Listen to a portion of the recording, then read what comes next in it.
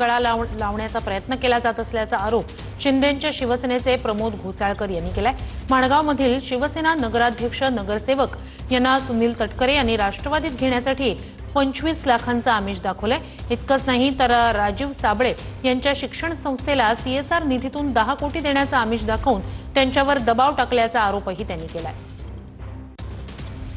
ज्या सुनील तटकरेंना खासदार म्हणून निवडून आणण्यासाठी शिवसैनिकांनी अहोरात्र मेहनत घेतली, ते सुनील तटकरे शिवसेनेच्या पाठीत खंजीर खुपसून या ठिकाणी शिवसेना फोडाफोडीचं राजकारण करत आहेत। याचंच उदाहरण म्हणजे माणगाव नगरपंचायतीचे नगराध्यक्ष नगरसेवक यांना प्रत्येकी 25 लाख रुपये देऊन या ठिकाणी आमिष दाखवून त्यांना ऑफर दिली जात आहे। हे अत्यंत फार चुकीचं आहे।